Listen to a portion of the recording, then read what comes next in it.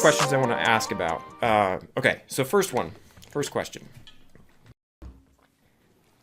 You haven't talked about audience a ton.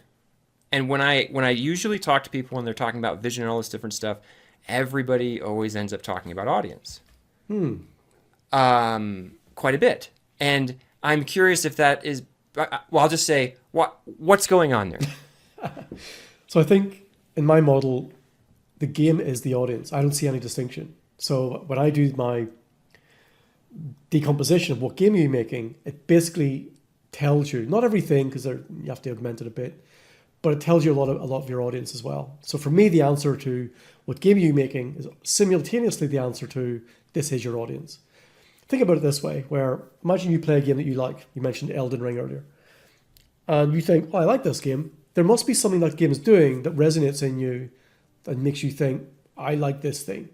It doesn't mean you like all Souls games, probably. I'm not sure if that's true or not. Or all games of that genre. You might just like, yeah, exactly. You might just like this particular one. So this is part of the insanity where people say, we're going after that genre. It's like, really? You think all games in a genre are the same? Because I don't see that at all. Or they all attract the exact same people. Yeah. So that's again, this is back to, these are all the same problem. And I said at the beginning something like, I think not only do you not even know what game you're making, you don't know where your game sits on the market. You can't compare with others. And this is the same problem because of how they do it, how they look at their game and their audience and their market is the same problem we're talking about all of this for their game. They're using the same basic things. What genre is it? What's the art style? And you see these graphs like this. Okay, ours is more simple art style, or that is. So I made a post on LinkedIn just a couple days ago, where I've been messing with a few different city builders. I don't know why I got the itch to play city builders, so I've been like going through a couple, and I was playing. You have too much time in your hands. They're a good time. No, I don't. That's the problem. They're very dangerous. I was playing Anno 1800. And I was playing it, and yeah, I had some bumps here and there, but overall it seemed pretty good. But I started to realize that there was going to be this aspect of setting up trade routes between my islands, and for whatever reason, I just didn't want to. And I like city builders. I've always liked city builders, but it just something about this, and I kind of played along, and I kind of tried to hack my way around it. And the game, I'm not saying the game is bad, but for whatever reason, it was just like not for me. Yeah, not for me. I've had that. Right in my genre, right in like so many ways it lines up. And so this is kind of matching what you're saying. And I thought about that with other things where there have been games sometimes. Elden Ring is an example where although I wouldn't say I really loved the game, I played it quite a bit and I did enjoy it. I didn't regret that playing. I'm not a Souls. I don't like that type of game. And other experiences where maybe there's like one, so Elden Ring's an example where this one game I did like in a genre that I tend not to. And so and Anno is this example. Anno 1800 is an example of like I didn't like this one in a genre that I usually enjoy. Right. So the way I look at it, my model looks at it, would explain that difference. It's like, here's the difference between game A and game B. Like you like this one in the same genre and you don't like this one or whatever.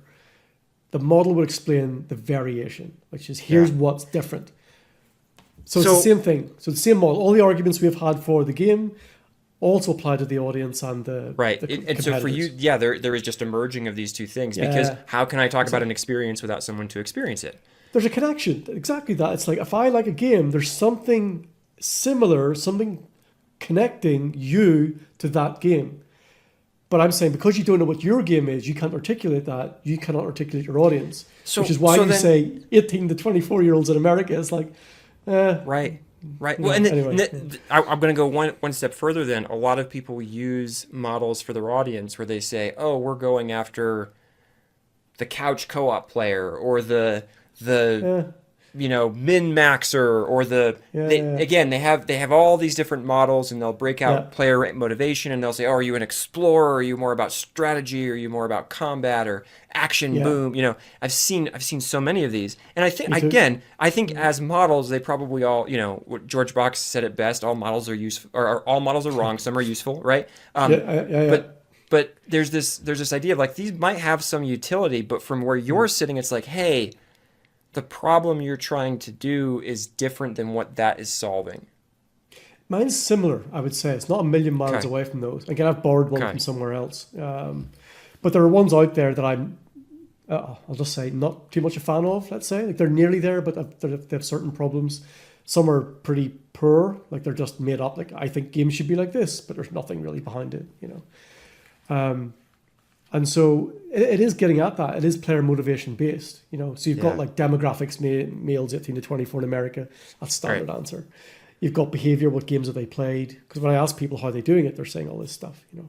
What games are you playing? Where do you play them? What age are you? And all that sort of thing. But again, none of those things explain why you would play a certain game. What is the Right. connection between you and that game? None of those things. You're not playing that game because you're 18 years old. That's not the explanation. Right. Maybe part of it, maybe more free time or something. But it's not a game oriented reason, let's say, you know. So it's not that interesting. Yeah. So you're right in terms of my model would collapse all those things into one by saying there's something in common, and then you'll add on little bits around the edge to augment that to get a more complete picture. But the fundamental, they've all got one thing in common.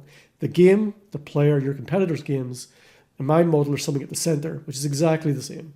This middle layer, essentially. Yeah. So you would say that if somebody's out there and they're not sure what model to use and they can't find yours because you're still doing the research, but you know they're looking at this, you'd say, hey, look more at player motivation based models It's than probably anything going else. to give you, it's probably a Give you a better, little bit more bang for your buck.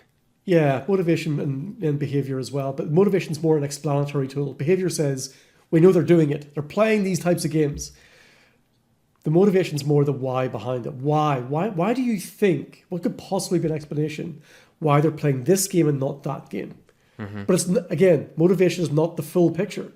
It's only part of the picture. The model has to add something else to explain. Did you enjoy this episode? If you did and are looking for more conversations like this one, join the Building Better Games Discord community. It's for leaders and producers in game dev who are frustrated with solving the wrong problems and who want to share experiences and learn how to lead and build better games. Check out the show notes to join. I'll see you there.